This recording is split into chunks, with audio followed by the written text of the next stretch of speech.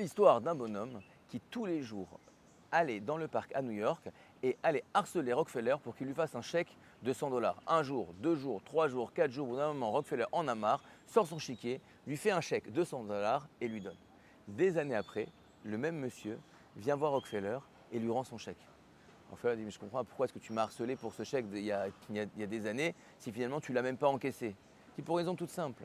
J'ai été prendre ce chèque et j'ai été à la banque pour l'encaisser. Lorsque j'étais à la banque pour encaisser le chèque, vous dites: mais vous savez qui vous a signé ce chèque? Il dit: oui, c'est Rockefeller, mon associé.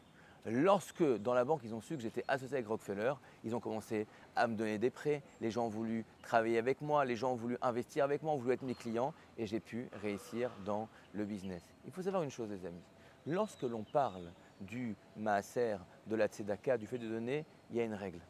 Hachem, il lui manque ni or, ni argent, ni moyen pour faire tout ce qu'il faut dans le monde. Lorsqu'il nous a donné la misère de Tzedaka, la misère du Maaser, donné 10% de ce qu'on gagne pour les institutions et pour le besoin des autres juifs, il nous a surtout donné une opportunité incroyable, celle d'être associé avec Hachem. Lorsque j'ai le mérite de prendre quelque chose qui apparemment m'appartient et que je le redonne pour le Ham Israël, je m'associe avec Hachem et je vous dis une chose, si déjà avec Rockefeller, ça aide pour réussir avec Ribono Shel Olam, le maître de l'univers, croyez-moi ô combien de brachot, de réussite, de bénédictions on peut avoir en étant associé avec les bonnes personnes. Bonne journée.